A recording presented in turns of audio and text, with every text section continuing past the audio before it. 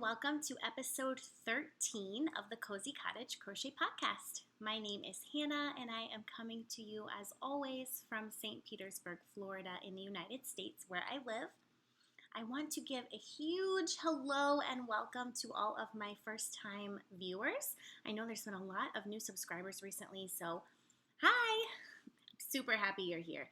And to all of my returning viewers, you know I love you. Thank you so much for coming back. I'm super excited about this episode.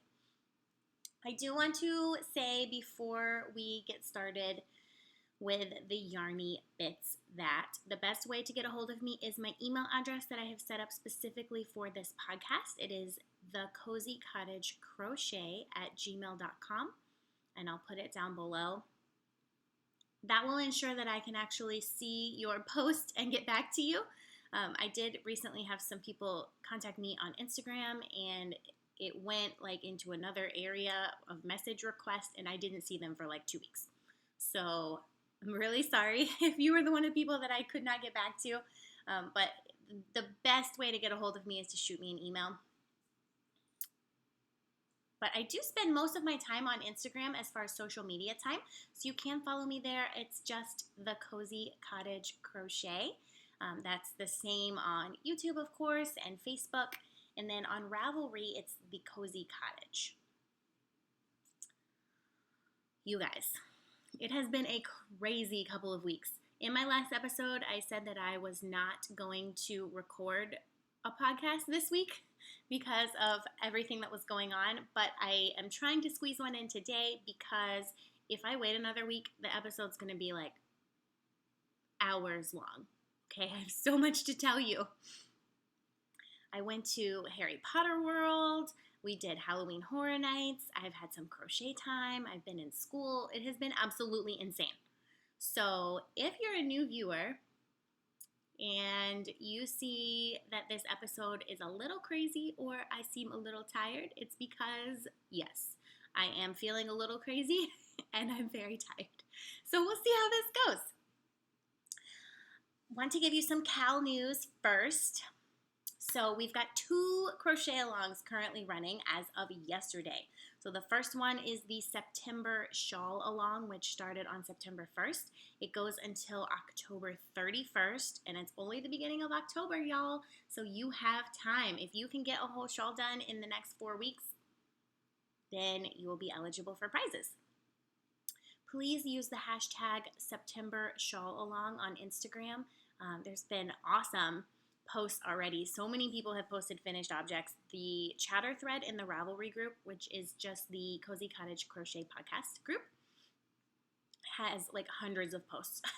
And then there are 49 posts as of this morning in the finished object thread in Ravelry for the September Shawl Along. Now, a couple of those are chatter, which I am going to delete because I want to have an accurate count.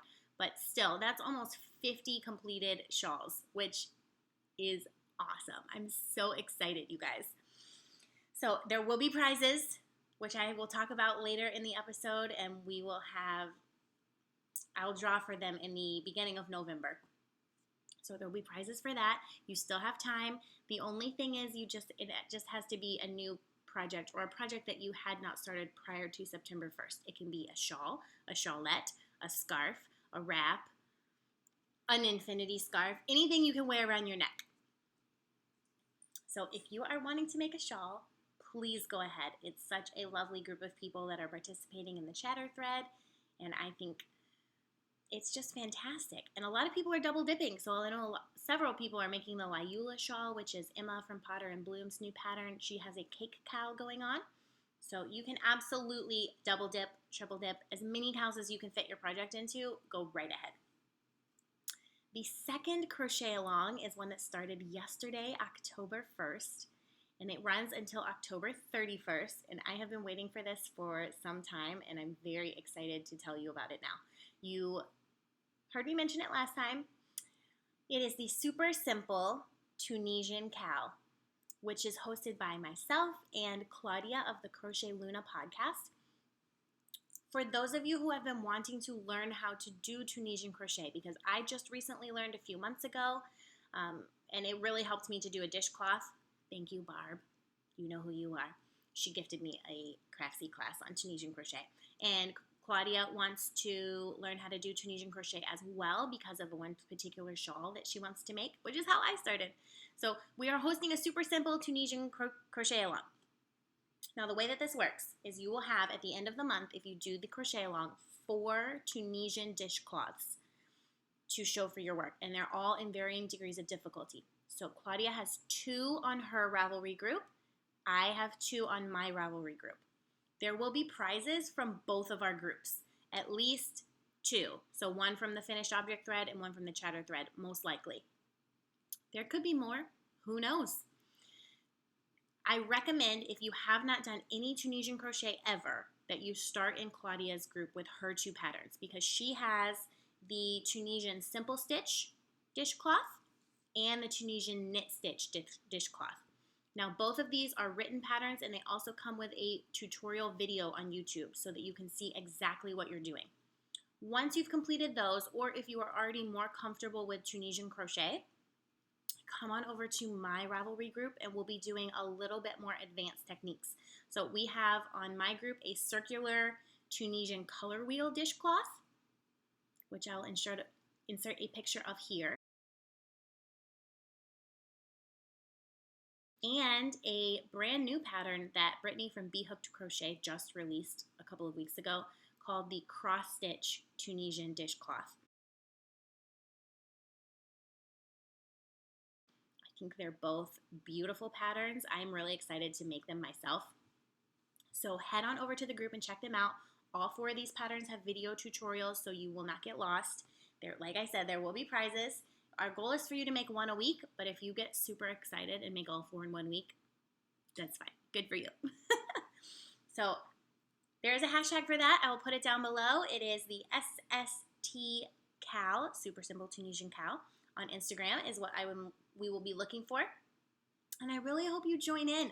Tunisian crochet is fantastic. Speaking of Tunisian crochet, I have a finished Tunisian crochet object. This is the Maritime Stripes shawl, which I will show you. The pattern is by Stephanie Bold. See all these? These are how I keep track of my, what row I'm on. So we've got this beautiful stripy Tunisian shawl. This is a pattern that is in the Summer 2017 Love of Crochet magazine. I made quite a few patterns out of this magazine and really love it. It's finished. Let me show it to you. It's perfect. So it's asymmetrical. So we've got this over here, and then it goes all the way into a point. Now, you start on this end, and it slowly grew to right there, and then it shrunk quickly. Sorry, I'm dropping everything. So I've just been wearing it kind of like this. If you follow me on Instagram, you will have seen that I wore it to school last week because it's freezing at school. It's so cold, and I had to be there for so many hours, so I took this, and it kept me company. This is Loops and Threads Wool-like yarn, which is a fingering weight. I just used the colors blue and mauve. It's some leftover stash yarn that I had. I really love how this worked up, and I have to take this off. It's too hot right now. The air conditioner has been off in my house all day because we've been gone, so we have one of those Nest thermostats that turns itself off, and it's like 80 degrees in here. I cannot be wearing yarn around my neck. But I'm really happy with this. Something went wrong. I must have lost count. Now, I honestly didn't do much counting. Once I got to probably about here, I stopped counting altogether, and I just tried to follow the pattern. But I did something wrong because this ended up being about 5 or 6 rows short. It wasn't supposed to get to this point quite as fast as it did, and my stitch count was a little off. So they're supposed to be even on both sides at the end, and they weren't, so I fudged it like twice. I crocheted 2 together when I shouldn't have, per the pattern, but I don't think you can tell. You can't tell. this thing was a pain in the neck to block. So it took like every pin that I own, like a couple hundred pins, because it kept curling on one edge. This right here is the part that curled. So the parts with one increase on this side at a time were fine. They did not curl. With this part, it's still a little bit curly. You can see right here. With two increases, curled like nobody's business. And I had to pin almost every single stripe down. Otherwise, it was not a straight edge. It was doing this, which drove me insane. So it took forever to pin it out, but I did steam block it, so it's set like this. It's not going to change shape at all, and because it's acrylic yarn, so it's not going to change shape. And I love the stripes. I love the Tunisian crochet simple stitches, especially this detail right here with the knit stitch. And then I just threw this in the washer and dryer in a laundry bag, and it came out. It's perfect. I love that yarn. I love the pattern. Highly recommend it. It's not a beginner pattern, but if you know how to increase, decrease, and do Tunisian crochet simple stitch and knit stitch, I think you'll be all right. That's my finished object. I only have one, but I do have some works in progress to show you. And the first one is so close to being a finished object. You may even have seen it on my Instagram this morning. It's the Edlothia shawl by Jasmine Rossinen. This is a free pattern on Ravelry. This is not a great photo in black and white, but that's kind of what it looks like. A lot of people have had issues with the pattern because it was translated from another language. The charts have a couple of mistakes, and then the pattern is not super well worded, so it can be very confusing. I made it through by matching each row to the chart and keeping an eye out for any edits that she had written in the pattern saying that there was a mistake. So the only parts that seemed to cause a problem were just a couple rows at the beginning and a couple rows at the end. I made it through just fine. It's rainbow. So the yarn that I used was the Mandala, Lion Brand Mandala yarn in the colorway Gnome, which I got at Walmart. It's like $5 a skein. I was playing some yarn chicken, or at least I thought I was. This is all I have left. One color repeat, which I really thought that I was going to run out of yarn. Thankfully, I did not. Look at this. First of all, it's huge. It's so big. I used almost 2 complete balls of the Mandala yarn. And it's not, the reason I'm saying it's not a finished object yet is because I just put the last stitch in this morning. I still have some ends to weave in, and it's very stiff. So this yarn softens up considerably. I've made lots of other projects with it, but right now it's very stiff, and like I wouldn't really want to wear it. So it needs to be blocked, which will open up the lace even more. And then I'm going to put it in the washer and dryer, and that's going to make it incredibly soft. So we started right here at the orange. We've got, goes into like a darker orange, then hot pink, purple, green, blue. Let's see if I can find, I'm trying to find where the ball ended. Oh yeah, right here. Okay, so it went into the blue and then back into the orange. And this is where I ran out of yarn and had to switch balls. Thankfully, it's almost at the end of the row, so you can almost not tell. There's my 2 little ends. And then this is a whole nother ball of yarn. Just this much. So all of this is 1 ball. And then only this is the rest of the other ball. That is how much yarn you start using when your shawl gets this big, because 1 row takes forever. I cannot get over how colorful this is. It's awesome. So the pattern, the yarn was kind of wound backwards. So I started from the inside of the ball on this one, and it went all the way through to orange again. And then I started from the outside of the ball on the second one, and it went from purple back to purple, although the purple did not make it into the shawl. It's got all these different sections. So all of this lace is different. Got this first one. That's the first lace panel. Second lace panel is just kind of chain mesh. This is the third lace panel. Fourth one. The fourth one is kind of my favorite. I really like that. Got some more chain mesh here. This is the same panel. And then this is the last section right here. It finishes off with this kind of picot edging, although you can't really tell right now because it's kind of crumply. Like I said, it really needs to be blocked. I did make a mistake here. I had the wrong stitch count on a row, and I had just finished doing this entire row of front post double crochets, which takes forever, and I could not bring myself to rip it out and find out where I had ended up with 2 extra stitches. So I ended up with an extra little chain loop right here on this side, it wasn't supposed to be there. But I just made an extra chain loop on this side so that both sides would match and kept going.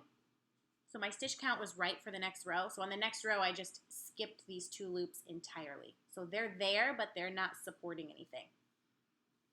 And I don't think you can tell. So all I'm saying is fudge it. If you can't figure out where you lost a couple stitches and it won't make a big deal overall, just fudge it. It'll be all right. This is the finished. It's almost finished. I'm going to try and block it tonight, although I don't know. I may not. I've got some schoolwork to do. I've got a whopping 4 ends to weave in, which is one of my favorite things about gradient cakes, because this whole thing, 4 ends.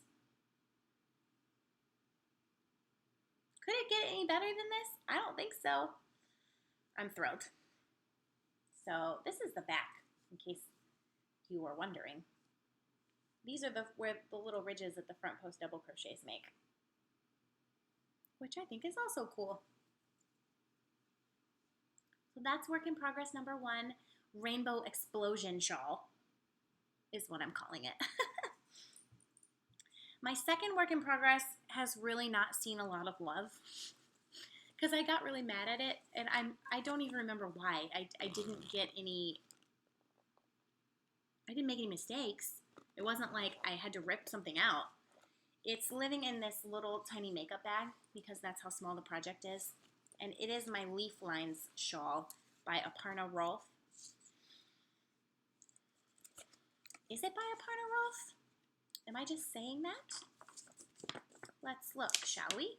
It is by Aparna Rolf. Okay, so here's the picture. Not a great picture. I am on I just finished row 29 out of 56. I am using Knit Picks Baby Alpaca yarn. It is a lace weight yarn in the colorway Rose. This is my September shawl along project for my own cow. You guys, why did I decide to make a lace weight shawl? Did somebody tell me that? Should have said no. Ridiculous. Because it takes so much work to get so little progress. I did probably this much on it. It's probably like 6 or 7 rows, but it took forever, and you can barely tell that the shawl has grown. I have only about 25 more rows, and this is going to be tiny. Although once it's blocked, maybe it won't be so bad, but I'm kind of debating on whether I want to block it very aggressively or not, because right now you can see very clearly all these leaf lines. But if I pull this, suddenly it becomes harder to see. On a dark background, maybe not, but you can see all the light coming through that because it's a little more lacy than it should be. It is incredibly soft. Like, it feels like baby alpaca, which it is. I honestly do not know if I'm going to be able to get this done by the end of October for my own cow. How ridiculous is that? I picked a shawl that I may not be able to finish. Now I may, it just depends. But I can't just sit and work on this for hours and do row after row after row because it's so fiddly. The front post double crochet rows are fine. The back post double crochet rows drive me crazy. I am getting a lot of practice with front and back post double crochets, so I'm improving my speed of back post double crochet with lace weight yarn, but overall I just find it very fiddly. So we'll see. I don't know. I should have probably tried to make this in a fingering weight yarn, and then it would be a little bit bigger and a little less fiddly. But every time I start to complain about it, I really, really love what it looks like. I love the pink. I love the pattern. And the pattern itself is so well written. I think even a beginner crocheter could manage this. If you can manage a front post and back post double crochet, you will be okay. I don't recommend you do it in lace weight yarn, but the pattern is extremely clear. And it's free on Ravelry. We'll see how I get along with that.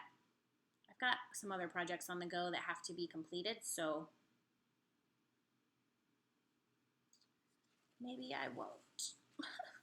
Maybe I will not have it done for my own cow. That's okay though, right? As long as it gets finished eventually. My third work in progress, you saw last week a couple weeks ago, it's been a couple weeks since I podcasted, the Josephina and Jeffrey elephant pillow. I'm making Josephina, it's the one with the bow, as a commission, using Red Heart Super Saver. I don't think I had started it last time, but I've made some significant progress. I have a finished pillow body. Now, I haven't stuffed it, so I have this hole down here that I have to close up, and it's got all its little hair for the top, which I think is fun. So this is 2 pieces of single crochet in the round. It's pretty big, actually. So I think it's going to be a fairly good sized pillow once the ears are attached. And I have a elephant nose, which I'm not really sure how to show this, but it's going to be something like that. And it's going to have the 2 eyes and big old ears, so you'll be able to clearly see it's an elephant. I posted a picture of this on Ravelry, not on Ravelry, on Instagram. Oh, look at my partially formed elephant pillow. Silly. I should have I should have showed the photo to some of my friends before posting it, because apparently it looks like something else, which I was not thinking at the time. I was just like, oh, it's a partially completed elephant pillow. But the nose the nose is a little bit of a resemblance of something else that I don't really want to mention. So if you saw that and you were like, oh my word, what is she posting? I apologize. I did not think about that. But that is not what I was intending. I was just trying to show off some pieces of the elephant pillow. Okay? And I have the start of one ear. It's very rumply. I almost sat down to work on this last night. Well, I did sit down to work on it last night, and I did something wrong, and I couldn't figure out the pattern, and I was just too tired, when you're too tired to actually figure out what you're doing. So I ripped it back to the beginning of the row, and I'll try again later when I have some time to focus on the pattern. I am using Red Heart in the colorway Turca, which is pretty nice. So I'm pretty happy with this. I've got 2 ears to make, 2 eyes, a bow, and then I'll have to sew it all together and stuff it, and then do some stitching to add on the eyebrows. If you can see, she's got eyebrows right here. Hopefully I'll have that done next time, because it's going to go live somewhere else. Not in my house. It's not for me. That's my Josephina elephant pillow. And I do actually have one more work in progress. This is my project for the back to school sweater cow. It is the bookworm sweater. out of the Love of Crochet magazine, Fall 2017. Let me show you a picture. How beautiful is that? It's got the most amazing detailing right here. Pattern is by Natasha Robarge. I am making it with Knit Picks Brava Sport, which is 100% acrylic because I want to be able to wash and dry it with no problems. It is sport weight yarn. You get 273 yards for 100 grams. I have gotten quite a bit of this done. This is the only project I took with me to school. So almost the entire body is completed. Let me show you. You can barely see through it because it's so dark. I apologize if this is not showing up very well. So what you do with this pattern is you start at the bottom. You chain so many. Oh, that'll show up better if I take the back off of it. So you start at the bottom, and then what you're doing is crocheting in the round. So you're crocheting from the bottom up in the round all the way to here where you split off for the sleeves. So this is the back and this is the front. And you can see my little Halloween skull stitch marker because this is a very Halloween-y sweater. I'm almost done with the front. I've got to do some decreases and shaping for the front shoulders. And then that will be done. This is very soft yarn. I'm very happy with what it looks like. However, I have some complaints about the pattern. Partially it's my fault and partially it's the pattern's fault. So my first complaint is I must have done the first couple of rows 4 times. So the first time I ripped it out, the stitch count was wrong. Second time I did it again, I ripped it out, the stitch count was wrong. It was not adding up. And I'm just sitting here like, why is this not working? Because it's not like I haven't, it's not complicated. It's double crochets and chains. Why is my stitch count not working? You have a certain number of pattern repeats and then you have side seams, which are straight double crochet. So the third time I did it, I got the right stitch count, but not on each side. Like I was off by 1. So one, like the front piece had 1 more stitch than the back piece. So I ripped it out again. And then I sat down and I worked out all the math to make it work. Now, it does work, but the problem is it's not written very intuitively. So you would think that this would be a pattern repeat right here. Like you would start right here and it would go to the end of this. No.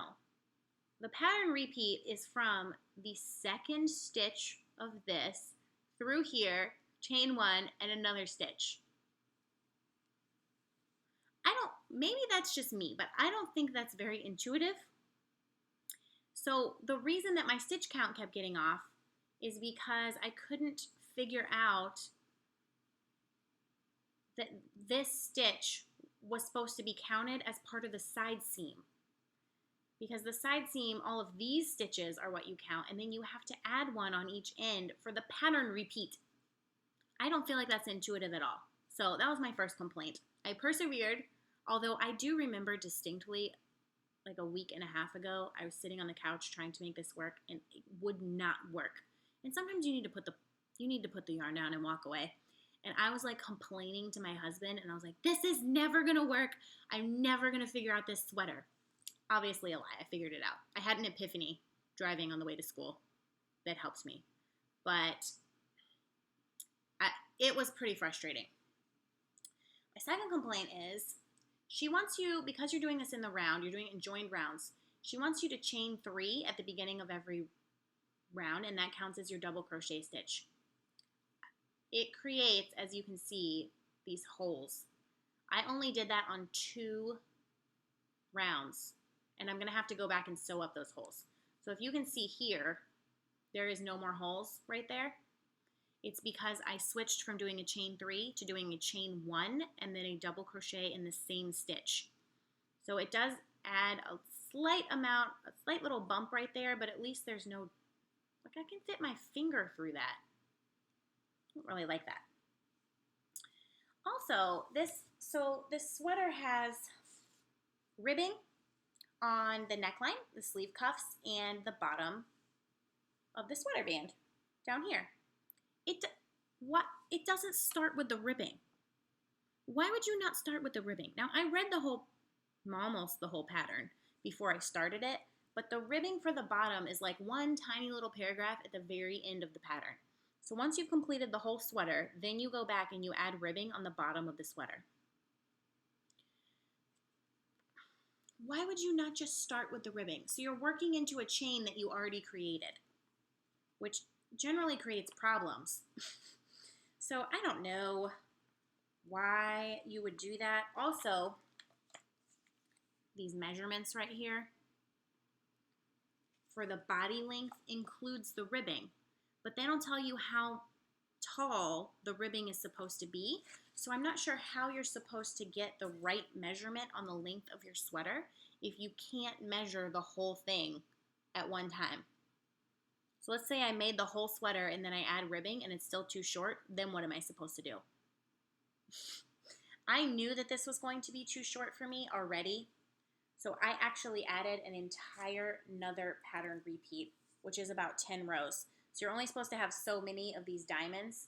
I added basically an entire another diamond because I knew that it was going to be too short for me. I have a rather long torso, so that's expected.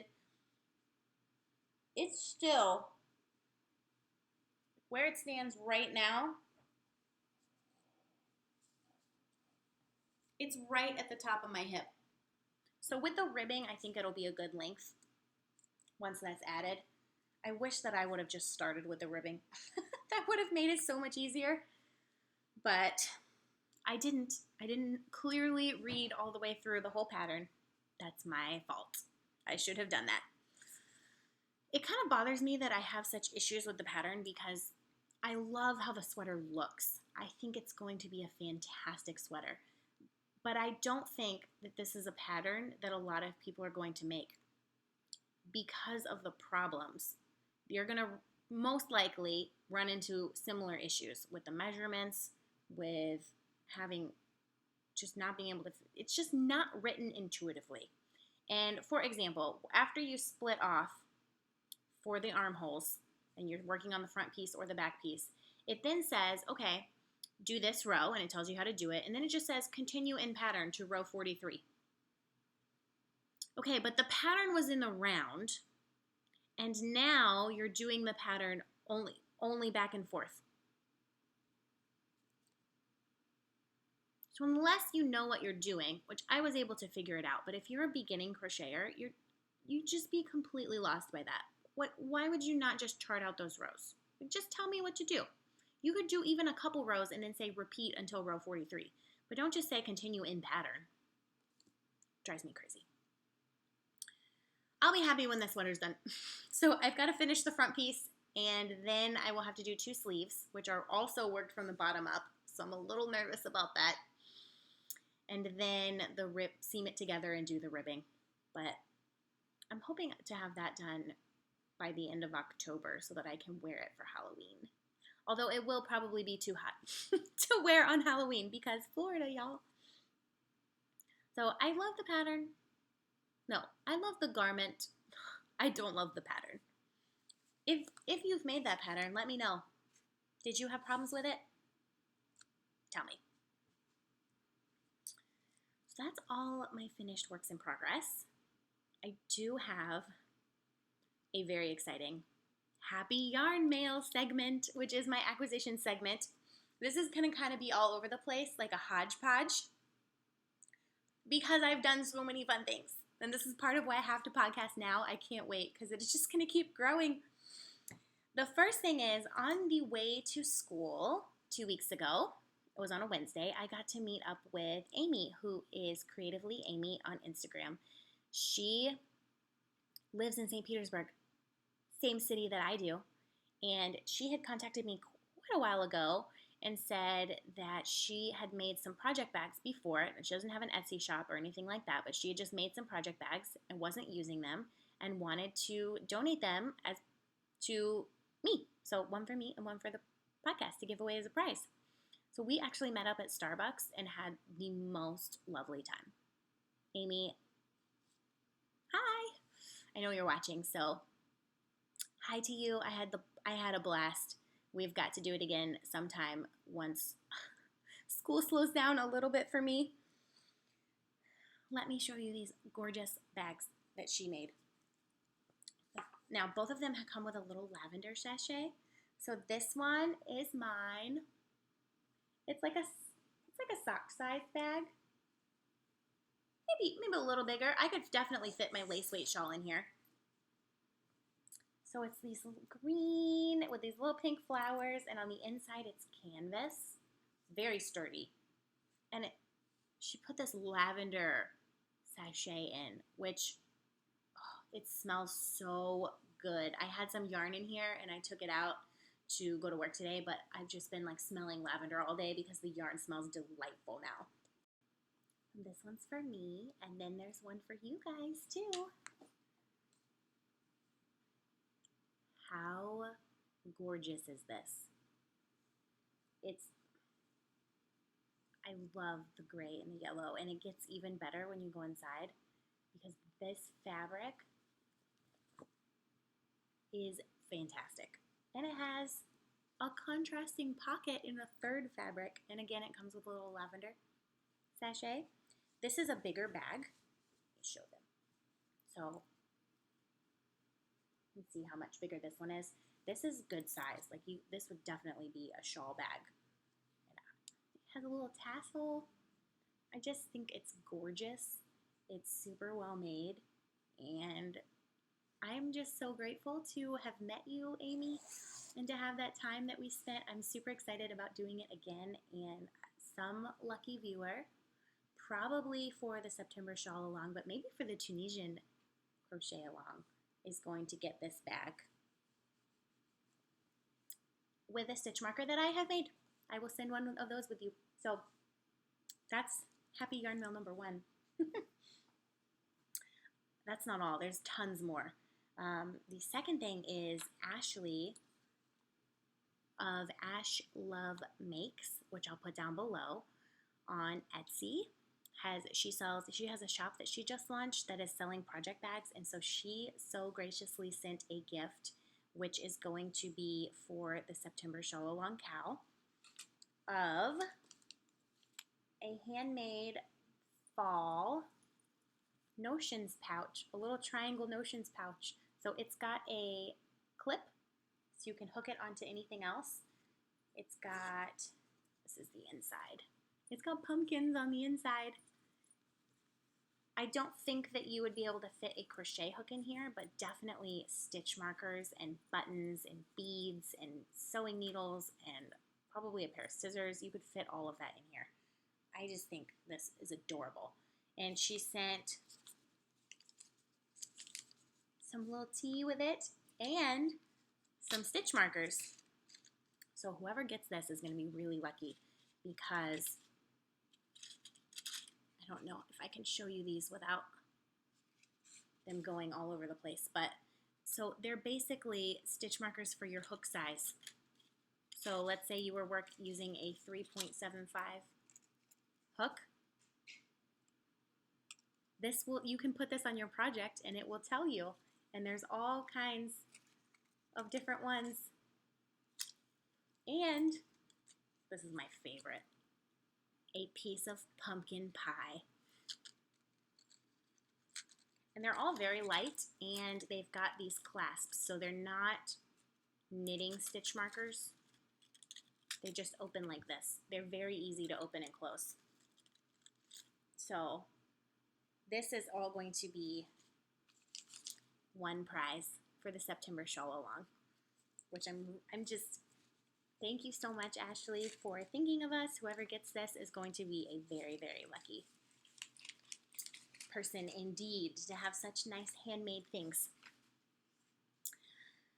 Then the lovely Deanne from Addie Day Designs gifted a pattern. So it's definitely going to be a prize for the September shawl along because it is a shawl pattern. Now, if you have been on Instagram at all, you will have seen her latest pattern, which is the crochet sea dragon shawl. And I'm going to insert a picture here.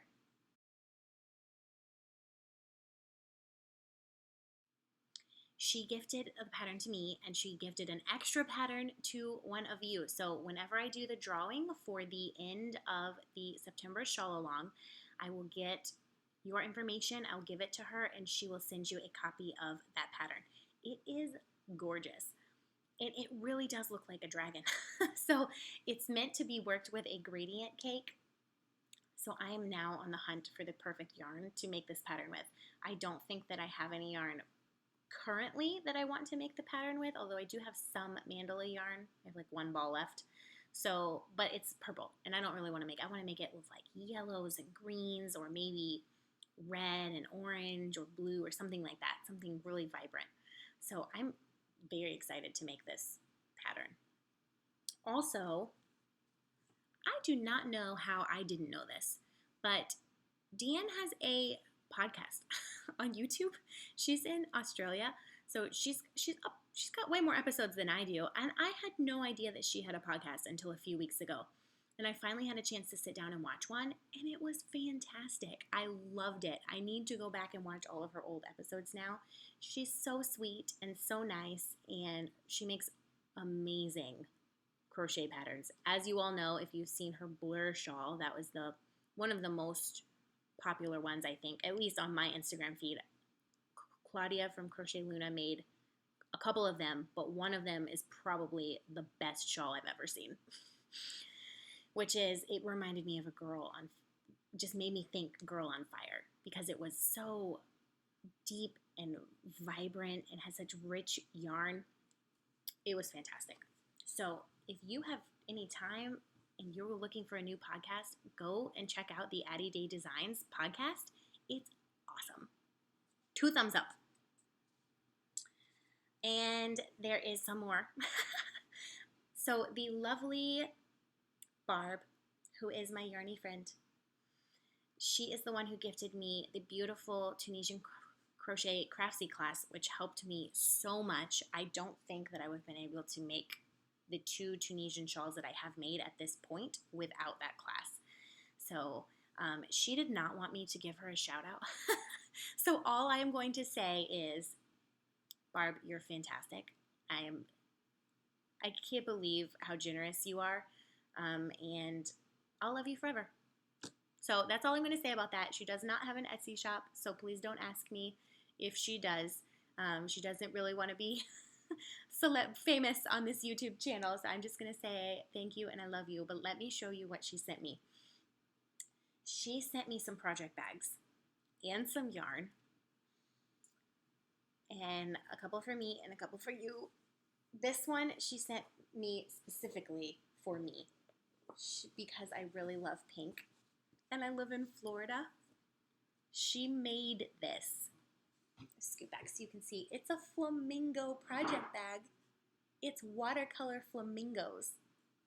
It doesn't zip. It's got white inside, but it has these really sturdy handles, and I actually think that's fantastic. A lot of project bags zip, as you know. I could totally get away with using this as a purse. And I might. Purse and project bag? Like, flamingos? And these are like leather. They're really sturdy. And then inside, she included some stitch markers and a crochet hook cozy. Now, I know what you're thinking if you're knitting, if you're a knitter, that this looks like a DPN double-pointed needle cozy. It is not, although I suppose it could be if your DPNs were small enough to fit in here, because it's not open on one side. It's a crochet hook holder with a contrasting fabric on the inside, and I did not bring a hook over here to show you, but basically, have you ever had a hook poke through your project bag, especially a small pointy one? I have. Excuse me. I actually have a bag right now that has a hole in it. because of the crochet hook poking right through the side. Also, if you have a lot of yarn, it's very easy to lose your hook.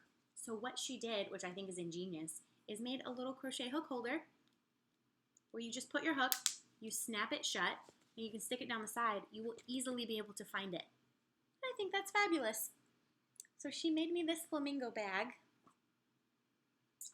There are some bags for you, which are equally as adorable. There's this one. Little cherries. And this, I don't even know how, like that to me is so impressive, which I don't sew. Maybe next year. I think that's really impressive. The best part of this to me, because it comes with little stitch markers as well. You can never have too many of these, in my opinion. It's got little dogs inside. Look at the tiny dogs. It's so cute. When I opened this, I started laughing out loud. This one has a zipper. Definitely shawl size. You could fit quite a few cakes of yarn in here, I feel. At least 4. And still close it. And then there's also this one. And this one's my husband's favorite. This one comes with little stitch markers and a hook cozy.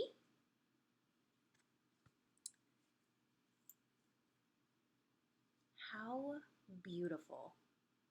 We've got a little boy over here in a striped shirt catching fireflies. And then there's a girl on the other side who has a firefly in a jar. And then on this side, we've got two of them that have fireflies in jars. It's so pretty. And on the inside, it's got this crazy swirly fabric, which reminds me of Van Gogh's Starry Night. So this is going to be a prize as well. I have not decided for which cal or what it will be a prize for, but both of these are going to be prizes.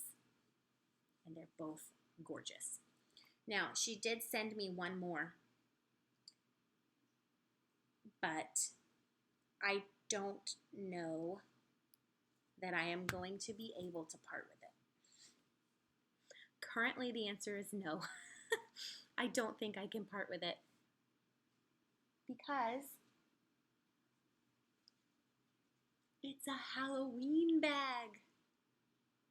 She told me to keep all 4, which I could not do. I've got to share the love. So definitely these 2 are going to be prizes, even though I love them dearly. But this, it's got a cat, a bat, a spider. There's an owl on this side, and it's huge. Fits quite a lot of yarn. On the inside, it's this kind of fancy white fabric. It also came with a hook holder. And yeah, I think this one's staying with me. I can't part with it. It's too perfect, and I love Halloween. So before I go into what's in this bag, because there's something very special in the bag. Sorry, my just like fluff flying around, and I can't get it out of my nose. Apologize. Barb did send me one other thing, and it is this yarn. Now, this yarn is Kristen Amdahl, who is a Florida, she's down in the Florida Keys, or at least she was. I believe she still is. She's a dyer. She has her own yarn line, and she makes tons of free patterns. I have made several of her patterns already. This is her Be So Fine yarn, which is 100% bamboo. It's fingering weight, 650 yards. Comes with a little wool wash. Let me just take this out so you can see it.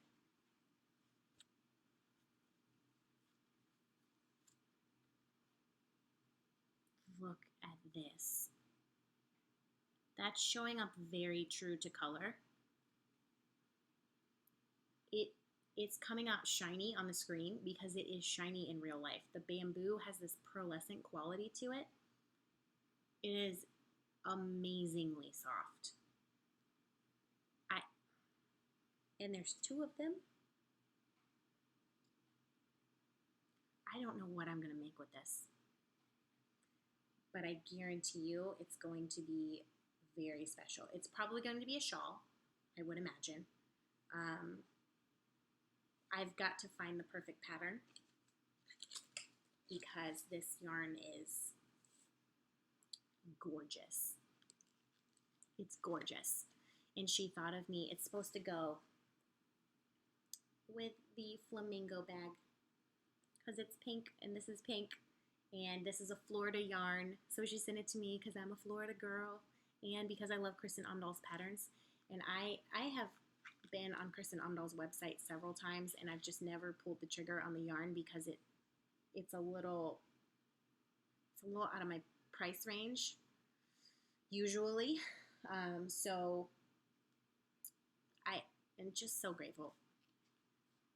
I know, I'm making a big deal out of it. I'm sorry, I can't not make a big deal out of it. It's so sweet of you.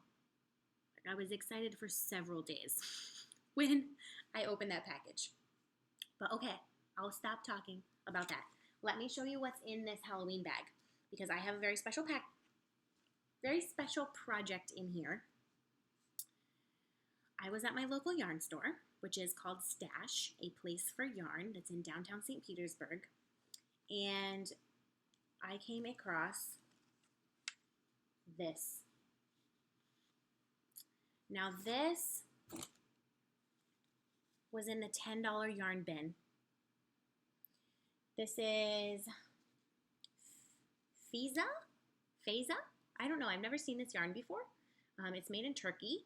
It's organic, hand-dyed, 100% superwash merino. In the colorway Buckthorn. This one had no ball band. I'm assuming it's just black. It is a worsted weight. You get 225 yards. It does not say the weight in grams, but I'm assuming it's 100.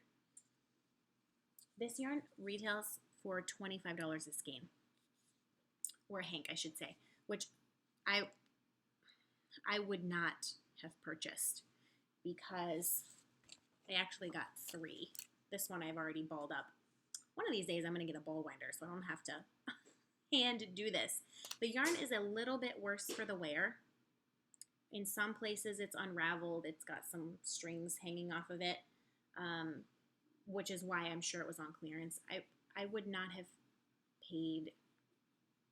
bought all 3 of these, I don't think, if it had still been $25. Because that would have been $75 for these 3 skeins of yarn, which it's beautiful and it's totally worth it, but that's just a little out of my price range usually. So because it was in the $10 yarn bin, this was only $30. And when I saw it, immediately I was like, oh, Hufflepuff scarf. Hufflepuff scarf. This is perfect. It's mustard and it's like a tonal mustard. So some of it's like a little bit darker and richer than the rest, and black. And I couldn't say no. So I had a little bit of money left from the commission that from the elephant pillow. So it had to come home with me. I couldn't say no because of the price. I immediately jumped on this because how often do you get such a perfect colorway for a Hufflepuff? Which I am a Hufflepuff and proud.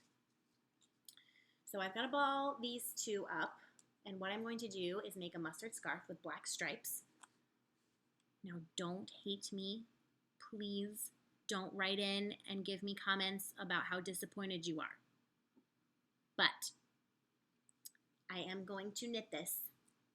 I know this is a crochet podcast. I do know how to knit, although I haven't in several years because I've been on the crochet bandwagon wholeheartedly, and I still am.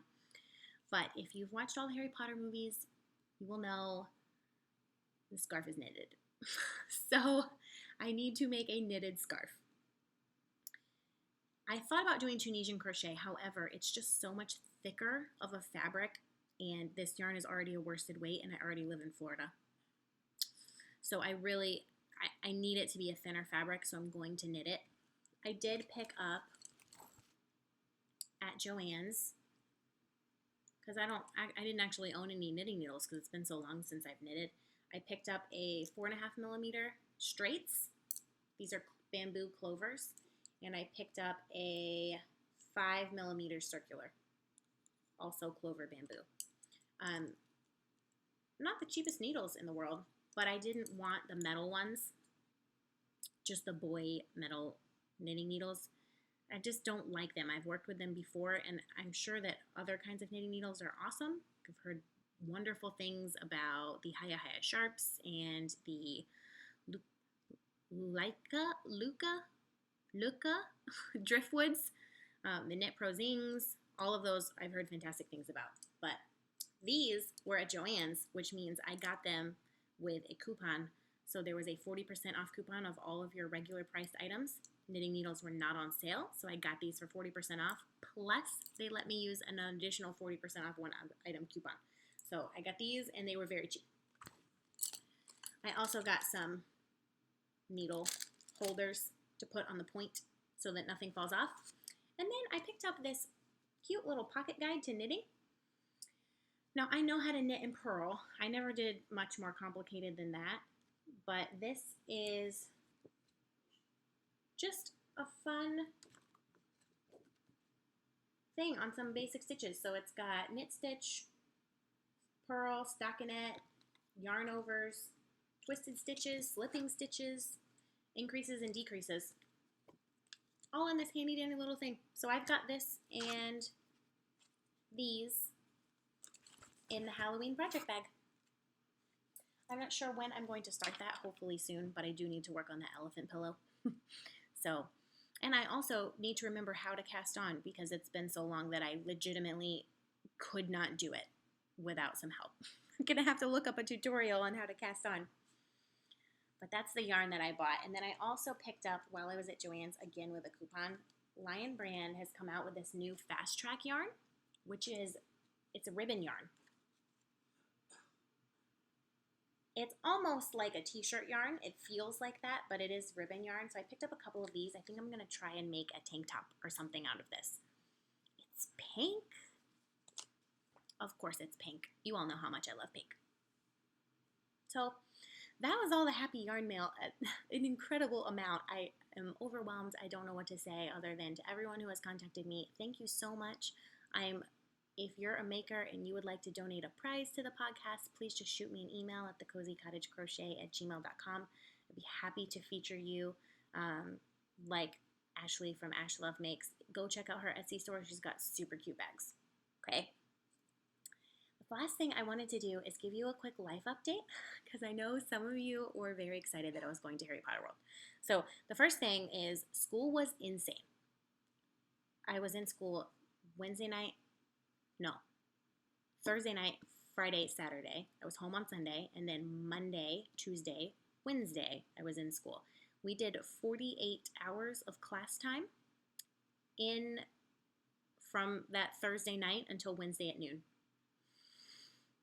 That's 10 hours, Friday, Saturday, Monday, and Tuesday, each day. The only project I took with me was my bookworm sweater, and I worked on that when I was in the hotel because the school's a little bit too far away for me to be driving back and forth. It was a little rough, especially the first class, which was logic. It's hard to do a logic class in 2.5 days, but we made it through. You will have seen my lengthy Instagram posts about my brain being fried and turning to mush, but it's okay now. So I got home on Wednesday. I went to work on Thursday.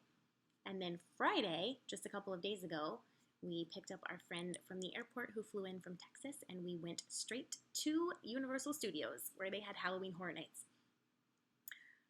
So awesome. My husband and I try to do Halloween Horror Nights every year if possible, because it's so much fun. Now, I cannot watch horror movies. Too scary for me. But going to Halloween Horror Nights is, for some reason, okay. in my brain. So we went through all the houses. You have to do it with a fast pass, otherwise it is not worth it. You will only get through like 3 houses.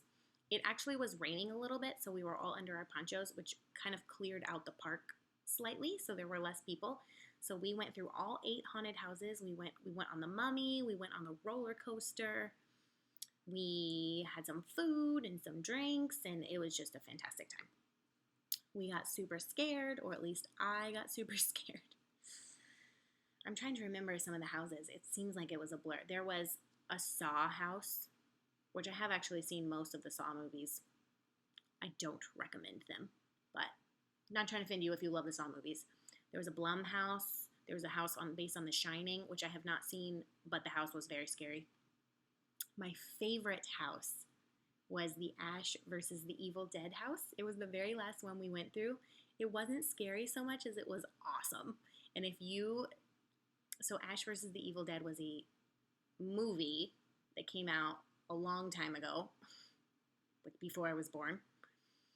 And it became kind of like a cult classic. So it was never really successful when it came out, but then it became kind of, everyone started loving it. So then Netflix redid it into a show with the same actor called Ash versus the Evil Dead.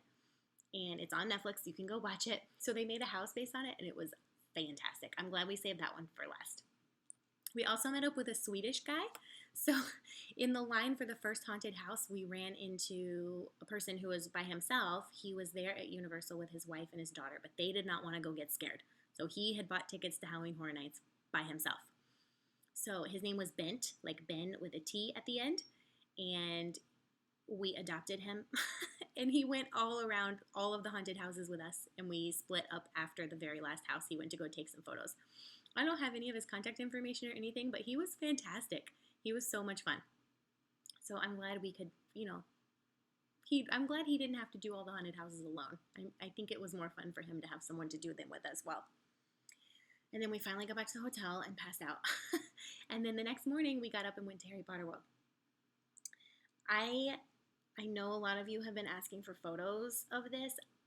I did not take my phone. I'm sorry.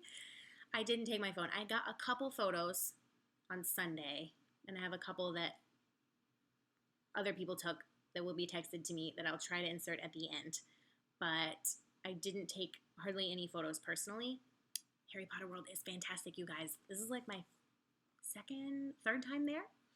So in Universal Studios, you have Harry Potter World. You have King's Cross and the Night Bus. And then you go through this little alleyway and you get into Diagon Alley. So at Diagon Alley, they have Butterbeer. They have Weasley's Wizarding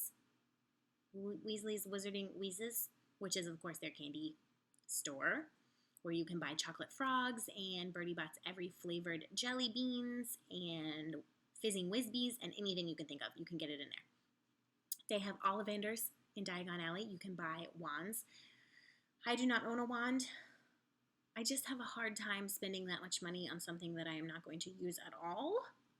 Although if you pay a little extra, you can get one of the wands that you can actually do stuff with in Harry Potter World. So there's certain points around the Harry Potter World where if you point a wand at a certain thing and say the spell, it will actually start moving, which there's a lot of kids running around that do that. So we've got Harry Potter World, Escape from Gringotts, which is a ride. It's got the dragon on top, which breathes actual fire. Crazy. And then once you're done in Diagon Alley, you can take the train in King's Cross to Islands of Adventure, where the rest of Harry Potter World is. So there's Hogsmeade. You take the train, and it literally is the Hogwarts Express train. And it's like you are going to Hogwarts. The whole train is the same. I can't even describe it. There's like Dementors that come on. It's amazing. So you end up in Hogsmeade, where they have some other shops and things like that. And then they have a kid ride that's the Flight of the Hippogriff. They have the castle, which I don't remember what that ride is called. We just call it the castle.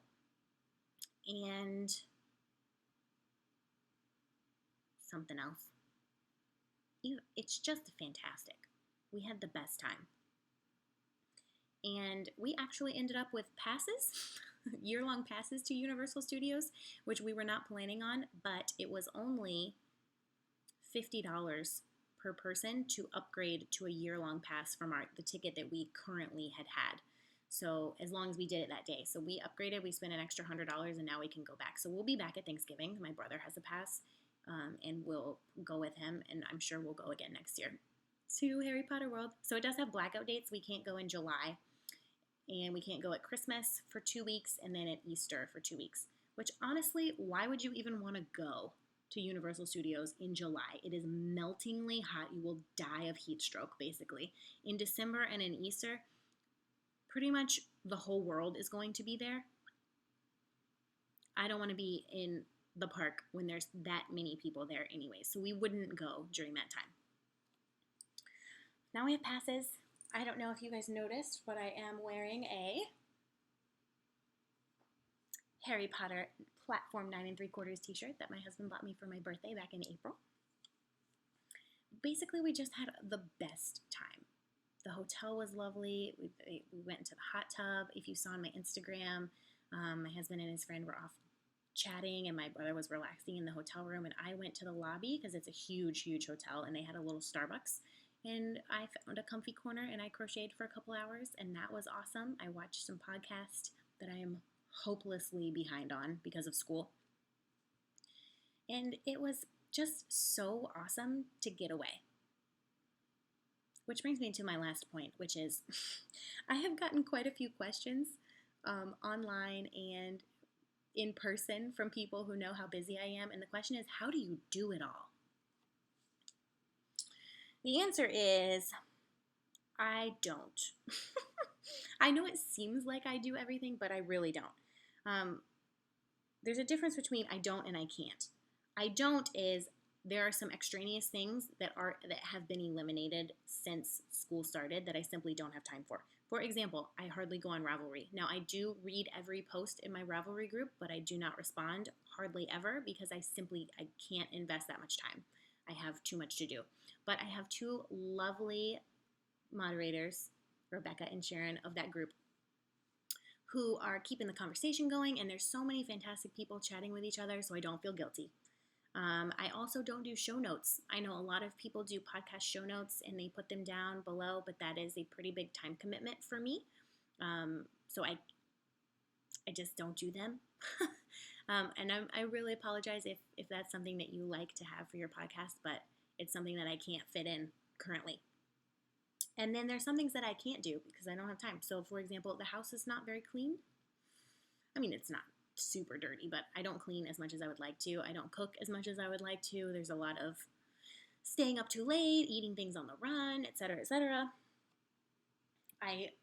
Some of my friends know that they're probably not going to hear from me to hang out in person until December because it's just when I'm at home, I'm either studying or sleeping or crocheting. Those are the things. So that is a pretty innocent question, which is totally fine. However, I do get asked sometimes by other people, how do you have time for X? And you can insert anything. So I got some people in real life, these are real life people, not internet people, saying, oh, how do you have time to go to Harry Potter World and Universal Studios for a weekend? Or how do you have time to record this podcast? And some people are being nice and they really genuinely want to know, like, how do you manage all of this stuff? And other people are saying,